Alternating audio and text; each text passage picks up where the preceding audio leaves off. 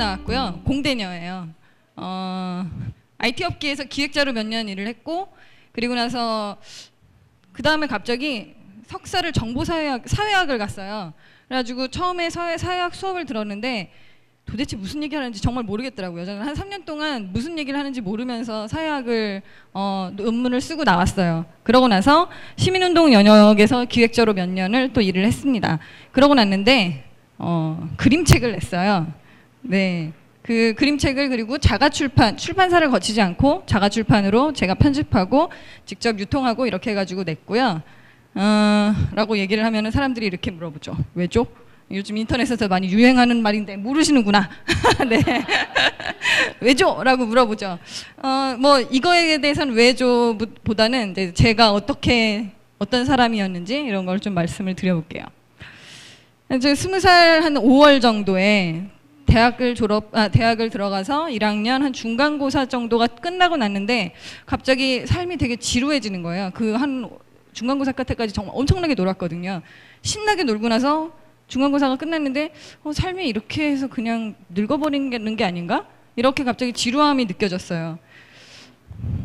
그러고 나서 다시 또 비슷한 느낌을 언제 받았냐면 27살 정도에 대학을 졸업하고 한 3년 정도 열심히 직장에서 일을 하다가 또 갑자기 내가 이렇게 하다 돈만 벌다가 죽는 게 아닐까? 이런 생각이 갑자기 들었어요. 그리고 또 32살에 이제 대학원을 졸업하고 나서 이제 어떤 비영리 조직에서 또 한참 동안 신나게 일을 하다가 갑자기 내 핸드폰에 쌓이는 사람들의 연락처가 내가 원하는 사람들이 아니라는 생각이 약간 들었어요. 그러면서 뭔가 변해야 된다라는 생각이 약간 들었었고, 또 36살에 그럼 이제 내 나이가 나오죠. 36살에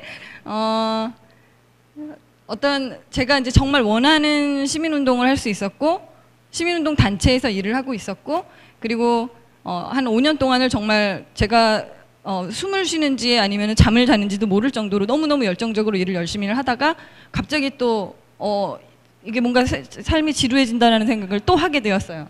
근데 사실 이때는 또 뭐였냐면 제가 결혼 3년 차 정도에 수도권의 30평대 아파트를 이제 얻어가지고 잘 살고 있었는데 한 5년 정도를 거기서 살고 나니까 내가 이 큰 아파트에서 신랑이랑 둘이 살면서 이렇게 또 늙어 죽겠구나라는 생각이 드는 거예요. 항상 이제 모든 분들이 이거를 느끼시겠지만 각 나이나 각 위치마다 기대하는 역할들이 있어요. 그게 남이건 옆에 다른 사람이건 사회이든 간에.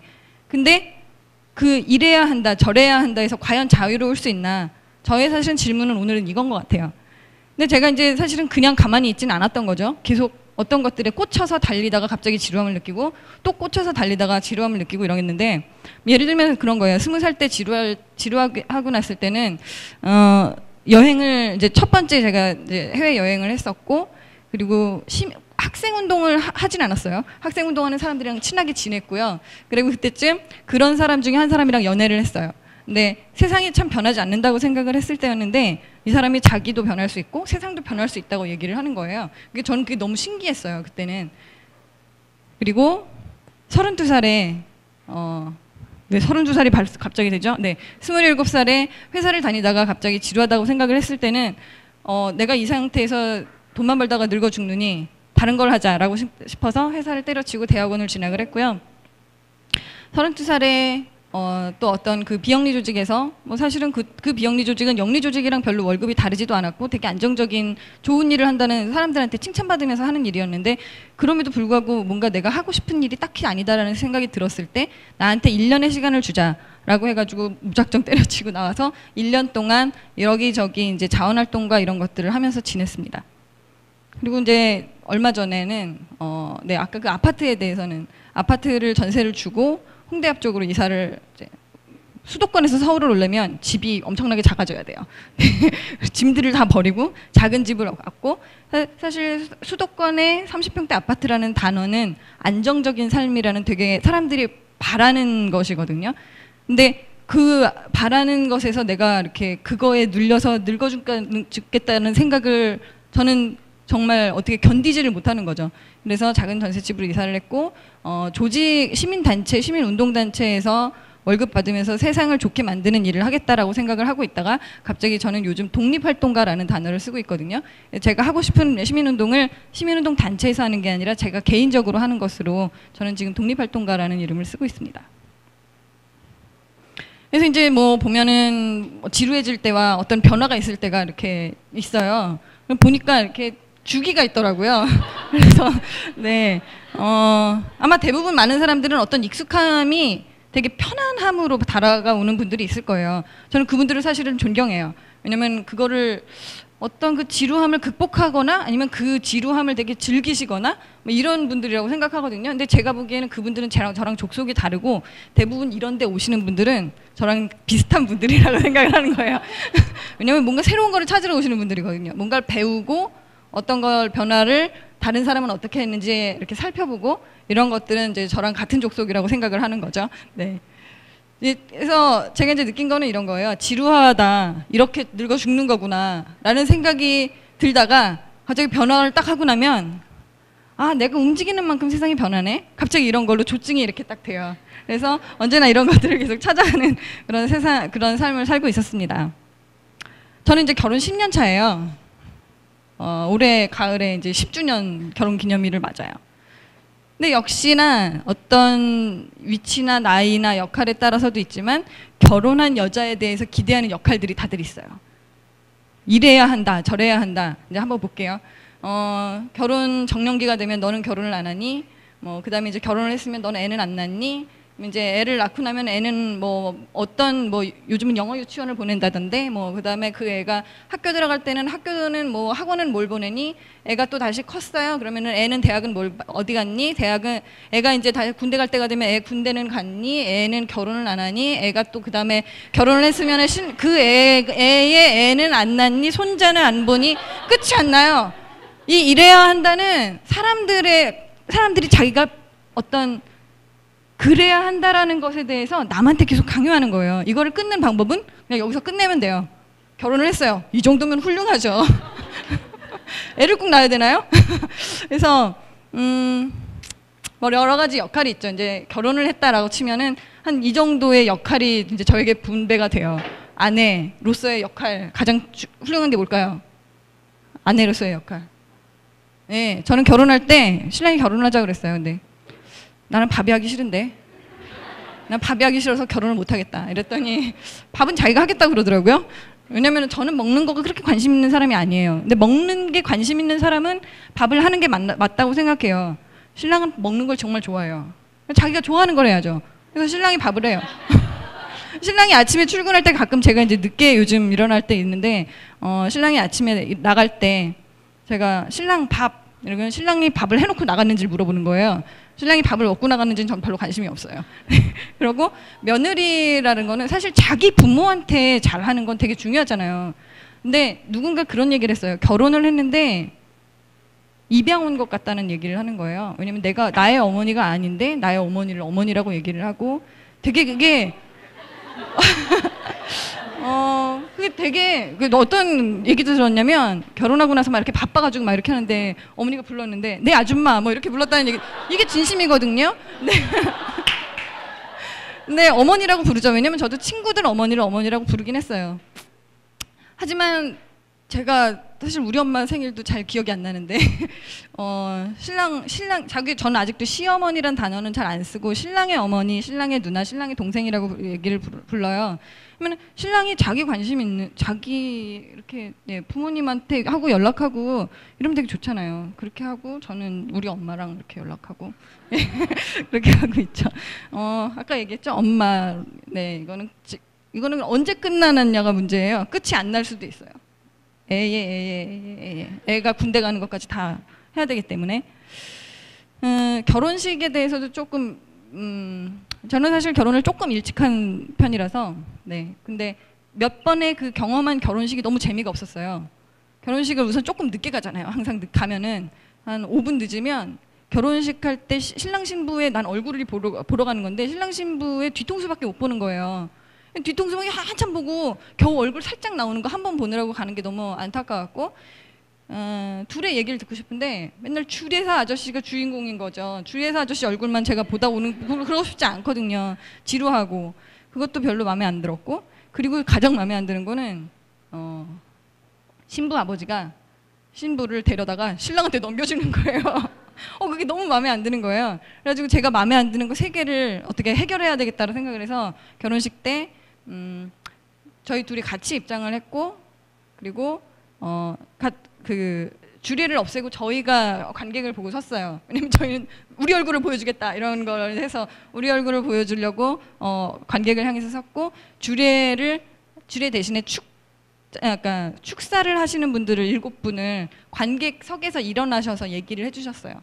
그래가지고 이제 제 아는 분들 몇 명, 신랑 아는 분들 몇 명 이렇게 해가지고 뭐 제 아버지 친구분이 미영아 내가 너 1살 때부터 아는데 뭐 이러면서 이런 얘기 해주시기도 하고, 같이 아는 분들도 얘기하시고. 근데 이게 정말 신기한 게요, 내가 아무리 변화를 추구를 하더라도 이 고정관념이 있는 분들은 그걸 어떻게든 자기 거에 맞춰서 해요. 왜냐면 제가 어떤 일이 있었냐면, 이게 이제 결혼 사진을 찍었잖아요. 뭐 이런저런 해가지고 스냅 사진을 찍어가지고 그 결혼 사진 스튜디오에서 가가지고 앨범이 왔는데 내 결혼식이 아닌 거예요. 왜냐면 결혼 사진을 혹시 주변이나 뭐 친척 언니 것들을 보면은 아시겠지만, 제일 첫 번째 그 신랑 신부와 주례가 있는 사진이 맨 처음에 나와요. 근데 저희는 주례가 없었잖아요. 근데 그 중에 축사해 주신 분 중에 한 분의 어른이 계셔서 그분하고 그런 식으로 사진을 하나 찍었어요. 그랬더니 이쪽에서 내 결혼식이랑 상관없이 그 사진을 찾아서 정말 순서도 어디 뒤에 있는 그런 걸, 그러니까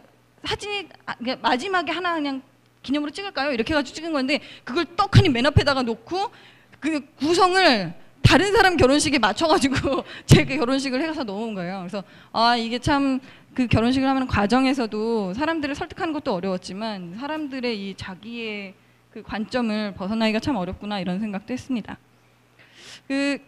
어떤 걸 제가 이제 경험하고 또 느끼고, 그 다음에 사실 변화가 일어나는 건 질문하고라고 생각을 해요. 이건 왜 이러지? 뭔가 느끼는 거가 내가 좋다, 나쁘다, 이건 마음에 안 들어, 이건 좋아, 이런 것들이 있을 텐데, 그 다음에 그게 대부분 옆에서는 그러죠.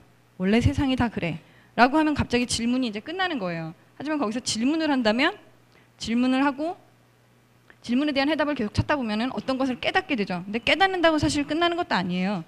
깨달았을 때 그 깨달은 만큼을 내가 노력해서 가야만 사실 행동으로 나올 수 있는 거죠. 많은 사람들이 경험하고 끝나는 경우도 있고, 느끼고 끝나는 경우도 많고, 질문하고 끝나는 경우도 많고, 깨닫고 끝나는 경우도 많다고 생각해요.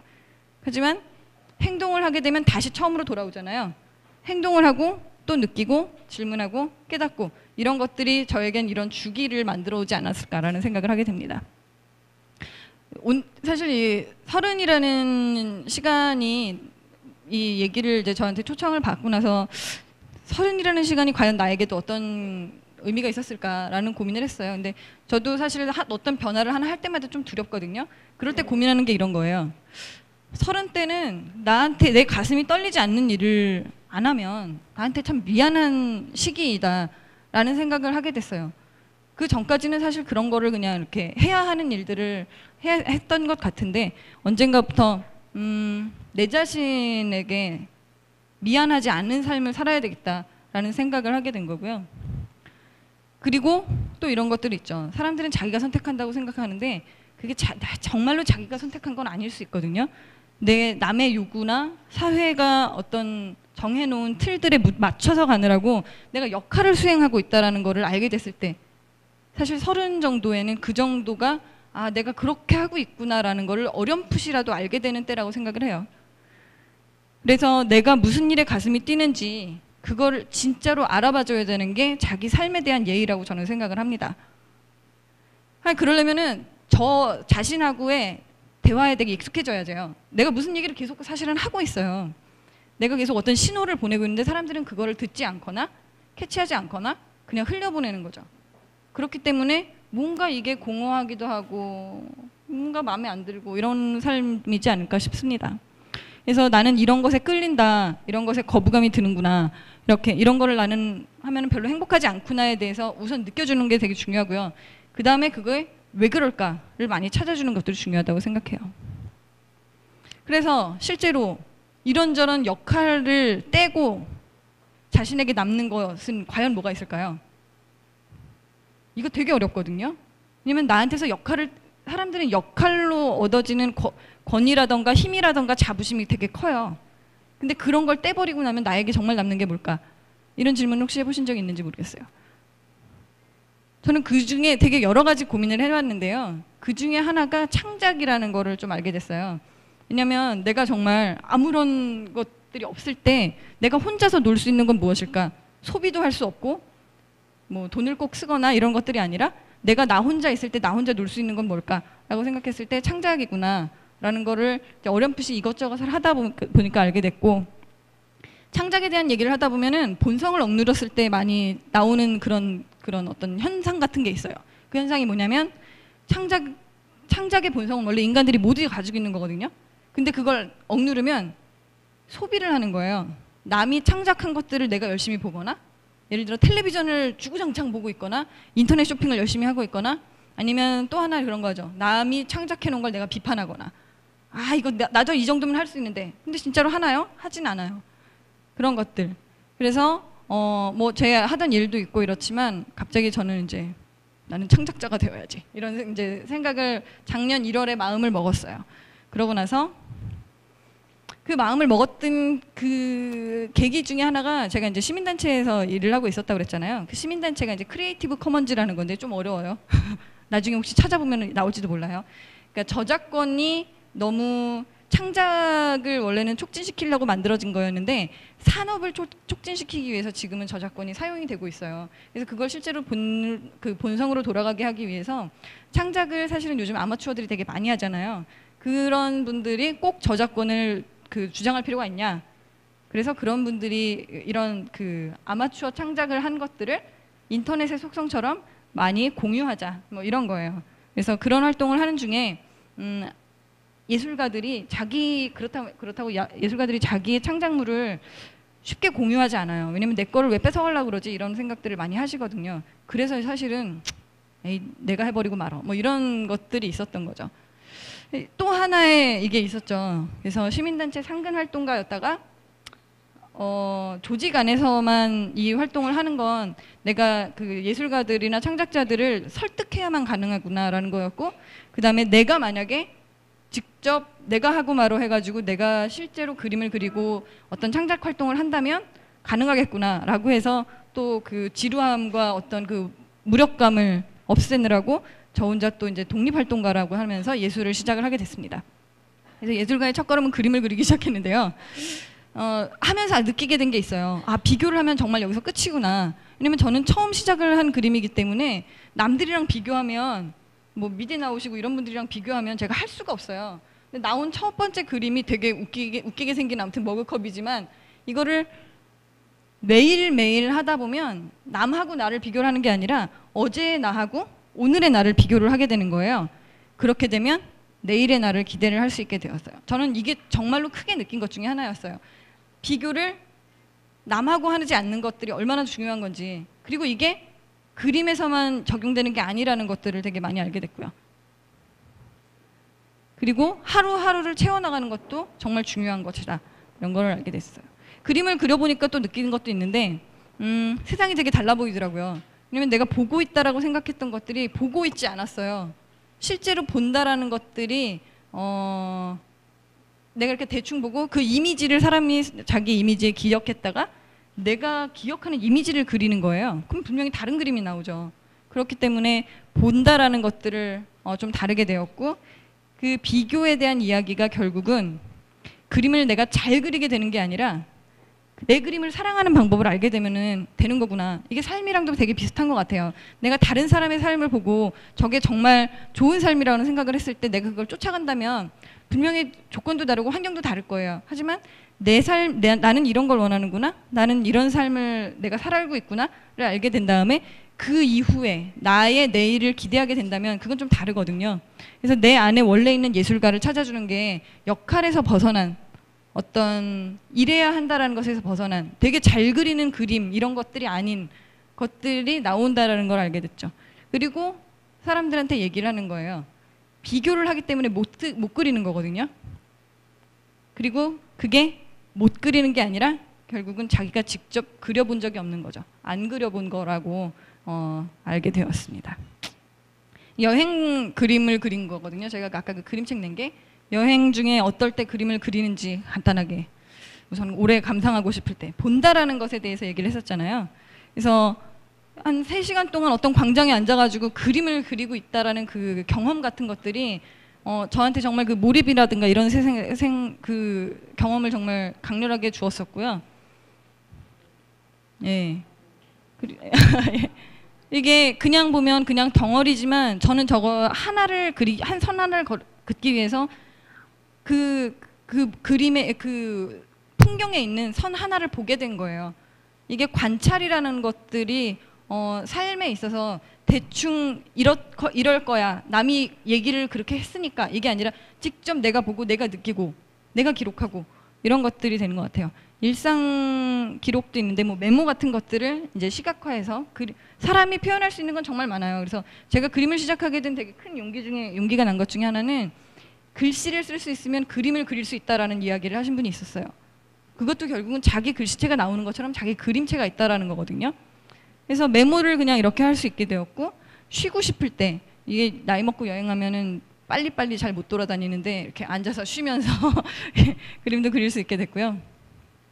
할 일 없어서 지루할 때 이게 자기랑 그 혼자 놀기의 진수일 수 있는데요. 뭐 예, 비행기에서 비행기 표 그리고 뭐 이런 것들을 할 수 있는 거죠. 네, 5분 늦어서 버스를 놓쳤는데 한 25분 동안 열심히 그림을 그릴 수도 있고 그렇습니다. 그래서 여행의 의미가 달라진다는 것도 좀 알게 됐어요. 그린다는 거는 보는 거. 네, 그렇기 때문에 많은 곳을 다닐 수는 없지만 적게 보되 되게 풍요로운 오래 볼 수 있는 그런 풍요로운 여행을 한 경험을 가지고 그림을 그렸어요. 그리고 그거를 그림을 그리는 게 저는 목적은 아니었거든요. 그래서 모든 과정은 실험이고 맨땅에 헤딩이고 누가 이렇게 하라고 정답을 알려주는 게 아니라 제가 하면서 느끼는 것들이 된 거죠. 그래서 책을 내려면 인쇄비가 필요하잖아요. 인쇄비는 요즘 소셜 펀딩, 크라우드 펀딩이라고 들어보셨죠? 거기에 50명이 제가 아는 분 반, 모르는 분 반 이렇게 해가지고 후원 받아가지고 인쇄는 했고 자가 출판은 그러니까 출판사 없이 제가 작가가 편집 디자인도 하고 인쇄업체도 컨택하고 그 다음에 책방에 싸질러 들고 다니면서 이렇게 드려야 되는 이런 것들이거든요. 전혀 모르는 상황이었는데 하나씩 아 이게 필요하구나 이런 걸 해보면 재밌겠네 직접 한번 해보지 뭐 이런 식으로 해가지고 쭉 했던 거고요. 그리고 그렇게 해서 책을 팔고 있는 와중에 이미지는 스캔 원본으로 해가지고 플리커에서 원본을 다운로드 받을 수 있게 하고 그리고 그 전자책 PDF 파일도 공개를 했어요. 그래서 킨들이나 뭐 아이패드나 이런 데서 뭐 그냥 PC에서 보실 수 있도록 그러니까 유료 책을 팔고 있으면서 무료 컨텐츠를 이제 오픈을 한 거죠. 이게 제가 하고 있는 아까 얘기한 활동이었고요. 네, 홈페이지도 새로 제가 이제 만들어가지고 이것저것 해봤습니다. 다시 한번 얘기하는데 제가 경험한 것에서 느낀 것들이 있어요. 이게 모자라네, 이게 재미있네. 저는 사람이 움직이는 건 딱 2가지라고 생각하거든요. 하나는 결핍, 하나는 재미있어서. 저는 결핍으로 시작한 것들이 많아요. 뭔가 이렇게 지루하거나 뭔가 외롭거나 재미없거나 이렇게 해서 생각하다 보면 내가 이게 왜 지루할까? 왜 재미없을까?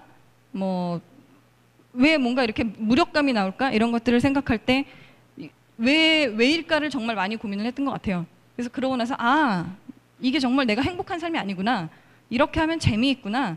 이 재미있는 것들은 이 재미있는 걸 어떻게 하면 계속 지속할 수 있을까? 이런 걸 고민을 하는 거고 재미가 없으면 이 재미없는 걸 어떻게 끝내야 될지 이런 걸 고민을 하는 거고 그러고 나서 그쪽으로 하나씩 움직이다 보면 정말 모르고 맨땅에 헤딩하는 삶인데도 불구하고 계속 새로운 길이 나오고 그랬던 것 같아요. 그래서 저는 나이 먹는 게 정말 재밌다고 생각하거든요. 앞으로 제가 커서 뭐가 될지 몰라서 흥미진진하다라고 표현을 하는데 생일마다 그런 식으로 얘기를 하고 있는데요. 많은 분들이 이런 질문을 하세요. 어디로 가야 되나요? 나도 뭔가 무력감을 느끼고 뭔가 어떻게든 변화를 해야 되겠다고 생각하는데 그게 뭔지 모르겠어요. 라고 물어보죠. 혹시 이 대화가 어디에서 나오는지 아시는 분 있으신가요? 이게 앨리스 인 원더랜드 이상한 나라의 앨리스에 나오는 대사예요. 채셔 고양이에게 앨리스가 길을 찾으면서 물어보는 거예요. 난 어디로 가야 되나요? 그러면 채샤 고양이가 얘기하죠. 넌 어디로 가고 싶은데? 어디로 가야 될지 모르겠어요. 네가 가고 싶은 대로 가. 왜냐면 정답이 있는 삶이 아니기 때문에 채샤 고양이는 어떤 남들이 갔던 정답을 얘기해주지 않는 거예요. 너 자신에게 물어봐. 네가 가고 싶은 대로 가. 하지만 사실 사람들은 어디로 가고 싶은지를 사실은 확실하게 알 수 없죠. 저는 그럴 때 이렇게 얘기하는데요. 토끼를 따라가세요. 왜냐면 앨리스가 처음에 토끼를 발견하고 막 따라갔잖아요. 그 느낌이 제가 뭔가 이렇게 재미없고 지루하고 있을 때 뭔가 하나를 저를 확 사로잡는 것들이었어요. 뭔가에 꽂히는 거죠. 그래서 내가 이게 왜 꽂히는지 모르겠는데 왜 꽂히는지를 계속 알아내가는 과정이 저의 삶이고 그 지루함을 극복하는 과정이었던 것 같고 토끼를 따라가라고 얘기를 하죠. 사실 매트릭스에도 이 이미지가 그대로 들어가 있어요. 그래서 그 네오가 혹시 매트릭스 영화가 되게 오래된 영화라 사실은 보면은 혹시나 다시 돌려보시면 아시겠지만 여기에 토끼 문신을 한 여자를 네오가 따라가는 장면이 있어요. 그래서 토끼를 따라간다는 거는 자기 목소리에 귀를 기울인다라는 거고 자기 내면에서 계속 보내고 있는 신호를 잡아줘야 된다라는 거고 근데 그 방법은 내가 행복했을 때 나는 뭘 하고 있었나 내가 뭔가 슬펐을 때 뭘 하고 있었나 그거를 캐치해내는 거죠. 그리고 나서 그 이유를 찾아야 돼요. 그거를 정확히 안 찾으면 사람들이 되게 이상하게 그걸 해석을 해버려요. 왜냐면 어떤 일에는 되게 여러 가지 요소가 있을 수 있는데 그냥 일반적으로 남들이 얘기하는 것처럼 뭐 예를 들어서 뭐가 있을까요? 뭐 뭔가 아무튼 재밌는 일이 있다고 생각을 해서 자기는 그쪽에 끌려서 갔는데 사람들이 그거는 뭐 돈을 많이 벌어서 그런 거야 라고 얘기를 할 수도 있고 이건 유명해져서 그런 거야 라고 얘기를 할 수도 있어요. 하지만 실제로 자기가 그런 것에 끌리는 사람인지는 다를 수 있어요.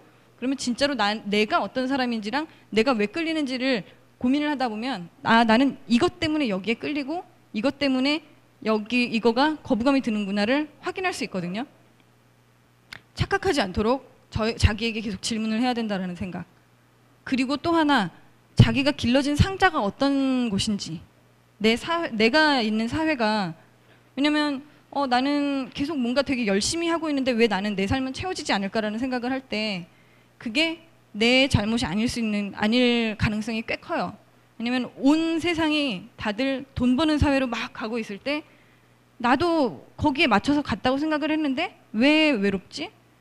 왜 공허하지? 라고 했을 때 그거는 다른 사람들이 그렇게 했기 때문에 나도 그렇게 끌려서 라고 그런 것들을 느끼게 되는 것들이 있거든요.